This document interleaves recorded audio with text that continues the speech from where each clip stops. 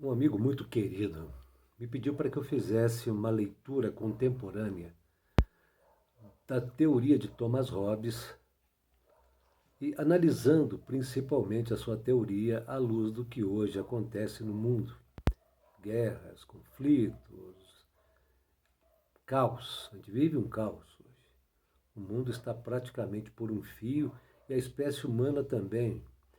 Então ele me pede que me manda uma mensagem conversando comigo, por que você não tenta, por que você não faz uma leitura contemporânea à luz da filosofia hobbesiana?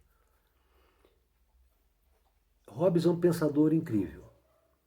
Tenho ressalvas sobre o que ele escreveu, mas não posso negar a sua competência como pensador e como escritor.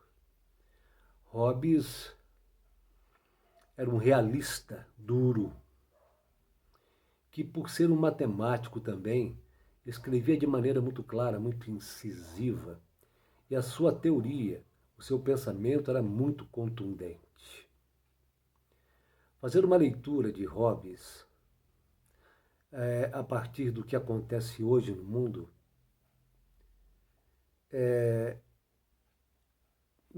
na verdade me trouxe o desejo de fazer uma crítica muito forte em relação à ideia de poder e soberania que Hobbes defendia. Hobbes via o ser humano de forma muito peculiar. Ele enxergava o ser humano como portador de todos os defeitos possíveis, de todos os desvios possíveis na sua personalidade. Para Thomas Hobbes, o homem é mau, egoísta, ele é ambicioso, ele é invejoso, ele é antiético e ele não possui nenhuma qualidade a não ser o querer viver, o querer poder e o querer segurança. Hobbes analisa esse homem mau, esse homem com uma índole degenerada, inata. Ele analisa esse indivíduo a partir do estado de natureza, aquele momento histórico que antecede as leis, antecede a sociedade, antecede o Estado, antecede as normas. Esses homens maus, esses homens sem nenhum controle, exerciam sua liberdade da forma mais brutal e cruel possíveis. A maldade então graça, a maldade evolui, e apesar de toda a força, de toda energia e de toda a maldade, os homens tinham, segundo Hobbes, um medo primordial, um medo primevo, que era o medo da morte. No mundo de total insegurança, esses homens saíam de suas casas pisando em cadáveres, passando a ter a certeza de que, num determinado momento, esse cadáver poderia ser o dele. Thomas Hobbes, então, teoriza, faz uma reflexão interessante, porque o pensamento dele é muito interessante, de que o medo da morte motiva esses homens, esses indivíduos guerreiros, selvagens, maldosos, a firmarem uma trégua, a se reunirem e estabelecerem um pacto, um acordo, onde cada indivíduo abriria mão de sua liberdade em nome de um soberano, em nome de um poder capaz de conter e limitar essa loucura da maldade humana e trouxesse para aquele ambiente caótico e inóspito segurança. Medo e insegurança. Foi o que motivou esses homens a estabelecerem um pacto com um soberano. E olhem bem, Hobbes era um monarquista, absolutista. Então, para ele, o único regime capaz de trazer segurança e paz seria a monarquia. Contudo, esse pacto ele é muito complexo e muito perigoso para os indivíduos, porque o soberano goza de um poder ilimitado sobre os seus súditos, poder de vida e de morte sobre os seus súditos. A liberdade real ou a liberdade conceitual nos moldes humanistas, iluministas, existencialistas não existia para Tomás Hobbes, porque só era livre, o homem só podia ser livre naquele espaço onde o soberano ainda não tivesse manifestado a sua força e o seu poder.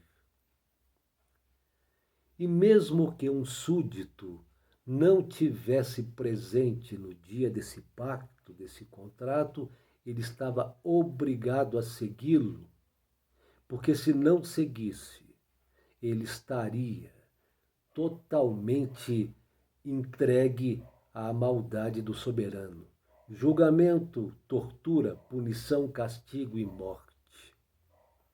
O poder do soberano se estabelece a partir da ideia do medo da morte de todos, da insegurança. O soberano se compromete em trazer segurança para os seus súditos e possuía, era investido de um poder tão forte que se um de seus súditos se negasse a cumprir esse contrato, ele era punido com a morte sem nenhum tipo de problema. É interessante que o nome que Hobbes dá a esse Estado, a esse contrato, que na verdade dá origem a um Estado monárquico, absolutista, totalitário, violento. O nome dado por ele é Leviatã. Ele dá o nome de um demônio do alto escalão da demonologia, demônio esse que Deus chamava de grande Leviatã, rei dos reis, o mais poderoso dentre os, e demônio que tentou e levou todo tipo de flagelo a Jó. Hobbes usa esse nome para designar o Estado e também dá esse nome à sua grande obra, Leviatã, porque ele, em primeiro lugar, ele tinha convivido com várias guerras, e guerras essas que haviam uma influência terrível da religião, e ele não aceitava, ele não achava correto, e ele combatia de forma veemente que as religiões exercessem poder político. Ele não aceitava. Dar o nome de Leviatã é apenas uma forma crítica de dizer que o Estado, composto por seres humanos ruins, maus em sua índole, que nasceram da maneira mais degenerada possível, porque não possuía nada de bom dentro de si, que o pacto estabelecido por esses homens que dão origem a um Estado só pode ser um Estado demoníaco, porque criado por homens que têm toda a maldade dentro de si. O Leviatã também se alimenta de suas crias e se alimenta também de seus súditos.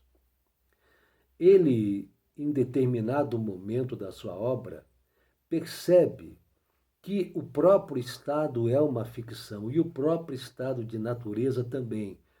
Contudo, ele acha que a única forma de trazer segurança é cerceando a liberdade e dando essa liberdade de forma absoluta para um soberano. Ora, é muito difícil para mim, que tenho uma índole libertária.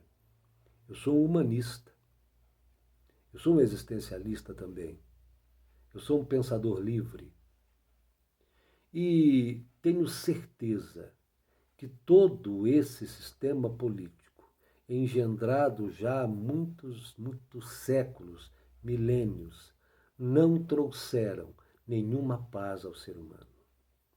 O sistema de poder como nós o conhecemos, hierárquico, estruturado a partir da força, do medo, do castigo, nunca trouxe bons frutos. nós humanos nunca tivemos chance e nunca nos demos também a chance de exercer o poder de forma coletiva, mas um poder onde cada um exercesse o respeito, exercesse a sua liberdade de pensar o bem para si e para todos, num contexto que para muitos pode ser utópico e em verdade para mim também, mas que traria a verdadeira paz e um verdadeiro mundo.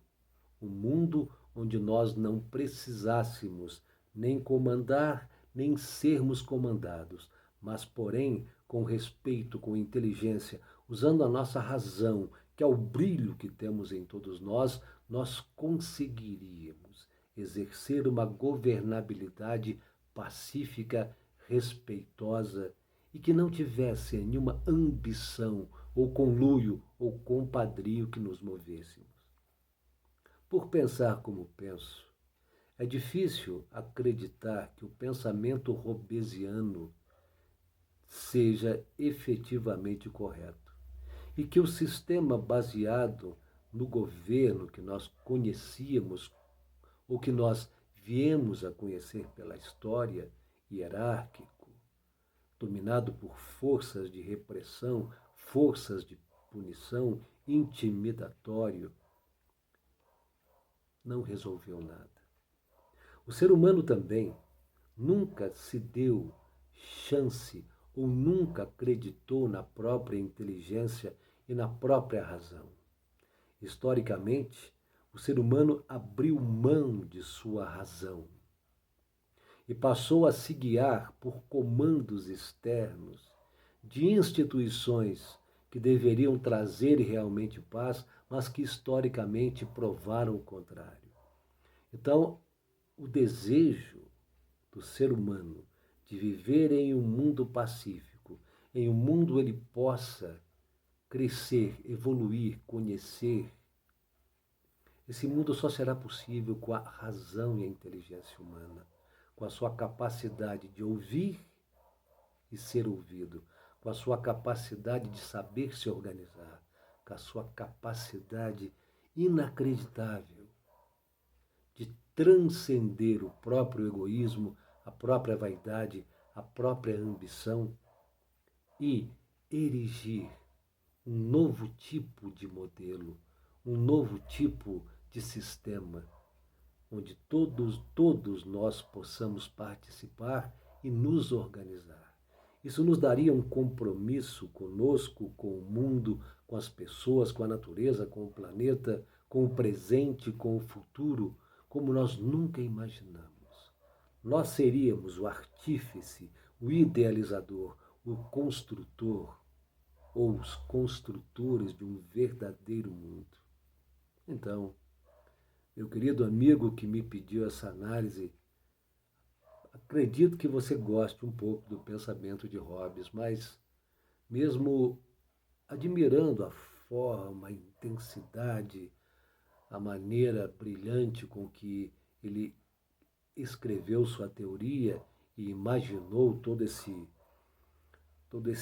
imenso e luminoso pensamento, eu declino de acreditar no acerto dessa maneira de pensar. Um abraço, meus amigos.